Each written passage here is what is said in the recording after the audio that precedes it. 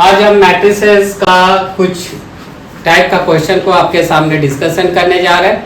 Question क्या है, minus find करना कैसे, कोफैक्टर्स का वैल्यू कैसे फाइंड करेंगे, एडजॉइंट का वैल्यू कैसे फाइंड करेंगे, इनवर्स।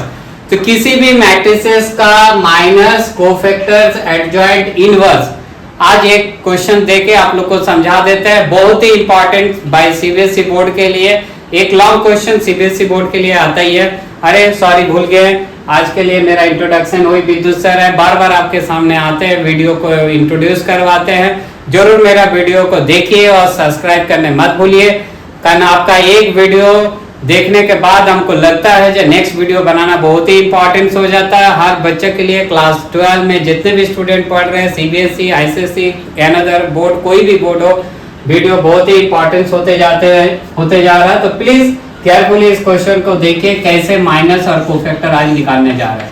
तो पहला क्वेश्चन मैट्रिसेस का ले रहे हैं 2 into 2 ऑर्डर का, 1 और -2 लिए, 3 और 5 क्या किए, एक 2 into 2 ऑर्डर का एक मैट्रिक्स ले लिए। इस मैट्रिक्स का माइनस निकालना बच्चे लोग, इसका कोफैक्टर्स निकालना, इसका एडजॉइंट निकालना। तो किसी भी माइनस निकालना है तो फर्स्ट M11 माइनस को हम लोग कौन चीज से इंडिकेट करते हैं बच्चे लोग, तो पहले हम लोग माइनस निकाल लेते हैं। तो -R, तो पहला किसका माइनस निकालेंगे, 1 का, दैट इज M11। तो फर्स्ट का माइनस क्या होगा, इसका रो और कॉलम बंद कीजिए, इसका रो और इसका कॉलम बंद कीजिए, तो क्या बचेगा 5।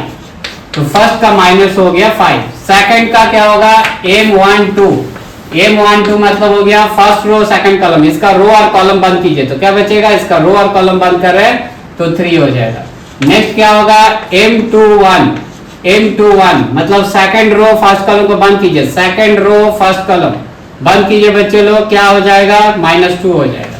फिर नेक्स्ट क्या होगा, M22 that is the second row second column को बंद कीजिए, इसको बंद कीजिएगा और इसको बंद कीजिए, तो क्या बचेगा 1। तो ये मेरा माइनस निकल जाएगा। माइनस के बाद हमको क्या निकालना बच्चे लोग, कोफैक्टर्स निकालना है। तो कोफैक्टर्स कोफैक्टर्स क्या क्या होगा, तो कोफैक्टर्स को हम लोग कौन चीज से इंडिकेट करते हैं, A11, कोई किताब में C11 भी लिखता है। तो A11 का वैल्यू कैसे निकालेंगे, तो को -1 के पावर में रो प्लस कॉलम, रो फर्स्ट वाला रो हो जाएगा, सेकंड वाला कॉलम, तो 1 + 1। उसके बाद माइनस का जो वैल्यू होगा उसको लिख दीजिए। M11 का वैल्यू कितना है 5, तो -1 के पावर में 2, तो that is the even number, तो +1 हो जाएगा इंटू 5 दैट इज 5। फिर क्या निकालेंगे, A12 -1 के पावर में 1 + 2, A12 का माइनस कितना वैल्यू आया 3, तो इंटू 3 लिखिए, ठीक है बच्चे लोग। तो -1 के पावर में 3, तो -1 के पावर में 3 ऑड नंबर है इसीलिए नेगेटिव वैल्यू निकलेगा, तो -1 इंटू 3 तो -3। फिर क्या निकालेंगे बच्चे लोग, A21 -1 के पावर में 2 + 1, तो इसका माइनस का वैल्यू कितना आया, -2 आया, -2 लिख दिए, मल्टीप्लाई कर दिए, समझ आ गया बच्चे लोग। तो क्या क्या होगा, -1 के पावर में 3 ऑड नंबर है तो -1 निकलेगा इंटू -2, तो क्या हो जाएगा मेरा +2।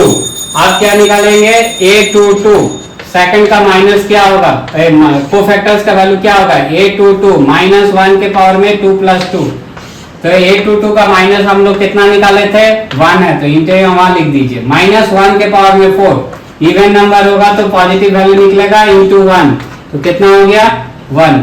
तो मेरा कोफैक्टर्स का वैल्यू निकल गया। इसके बाद मेरा नेक्स्ट क्या निकालना है, एडजॉइंट ए। तो एडजॉइंट ए का फॉर्मूला क्या होता है, कोफैक्टर्स का वैल्यू को लिख लीजिए। पहला मेरा कोफैक्टर्स का वैल्यू कितना है देख लीजिए 5, A11। फिर A12 का वैल्यू कितना है -3, फिर A21 का वैल्यू कितना है, कोफैक्टर्स का वैल्यू 2, पूरा पुट करते जाइए। फिर क्या होगा, A22 का कोफैक्टर्स का वैल्यू 1, इसके ऊपर ट्रांसपोज कर दीजिए। ट्रांसपोज मतलब क्या होता है, रो को कॉलम में बदल देना, तो 5 - 3 इसको कॉलम में लिख दिए, फिर 2 और 1, तो मेरा एडजॉइंट ए का वैल्यू निकल गया था। एडजॉइंट ए मतलब कोफैक्टर्स का जो भी वैल्यू होगा उसको ट्रांसपोज करने के बाद जो वैल्यू आ जाता है उसी को हम लोग बोलते हैं एडजॉइंट ए। अब इसके बाद क्या निकालना है, इनवर्स। तो किसी का इनवर्स कैसे निकाला जाता है, A inverse equal to formula क्या होता है बच्चे लोग, 1 by determinant of A into adjoint A. तो हमको क्या करना होगा, डिटरमिनेंट ए का वैल्यू निकालना होगा। तो डिटरमिनेंट ए का वैल्यू कैसे निकालेंगे, किसी भी मैट्रिक्स का 2 इंटू 2 ऑर्डर का डिटरमिनेंट हम पहले क्लास में भी समझा दिए। 2 इंटू 2 ऑर्डर का डिटरमिनेंट निकाल लेते हैं। 1 माइनस 2 3 5, इसका डिटरमिनेंट पहले निकाल लीजिए। देखिए हम साइड में कर दे रहे हैं। 1 इंटू 5 5, बीच में नेगेटिव होता है। 3 into minus 2 minus 6, minus minus क्या होगा प्लस 6, तो 5 प्लस 6 क्या होगा 11। तो डिटरमिनेंट का वैल्यू कितना आ गया, यहाँ आके पुट कर दीजिए 11। एडजॉइंट ए का वैल्यू कितना है 5 2 माइनस 3 1। तो इस तरह करके हम लोग ए इनवर्स का वैल्यू को फाइंड आउट करते हैं। तो पहले हम लोग क्या किए, पहले माइनस कैसे निकाला जाता है, देन आफ्टर कोफैक्टर्स। कोफैक्टर्स के लिए फॉर्मूला होता है -1 के पावर में रो प्लस कॉलम, रो प्लस कॉलम। जैसे यहाँ रो 1 है और इसमें कॉलम 1 है, तो रो प्लस कॉलम। 1 2 हो गया -1 के पावर में रो प्लस कॉलम, 1 हो गया रो और 2 हो गया कॉलम। और उसी तरह करके बगल में क्या होगा, माइनस का वैल्यू को फाइंड आउट करना है।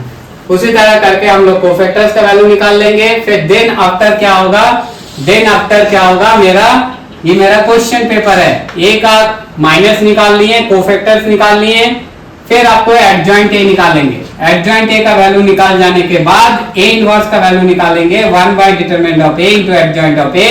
और डिटरमिनेंट ए का वैल्यू कैसे निकाले बच्चे लोग, 2 इंटू 2 ऑर्डर का डिटरमिनेंट 1 इंटू 5 5 बीच में नेगेटिव होता है। 3 इंटू माइनस 2 माइनस 6 प्लस 6 हो जाएगा, तो 11 हो जाएगा डिटरमिनेंट। फिर ए इनवर्स का जो फॉर्मूला था उसमें डाल दिए, डिटरमिनेंट ए का वैल्यू 11 5 2 माइनस 3 1। इसी तरह करके हम किसी भी क्वेश्चन का माइनस और कोफैक्टर्स का वैल्यू को फाइंड आउट कर सकते हैं। ये मेरा क्वेश्चन पेपर है, इसी से माइनस कोफैक्टर एडजॉइंट इनवर्स निकाला जाता है। थैंक यू, नेक्स्ट वीडियो का इंतजार करते हैं।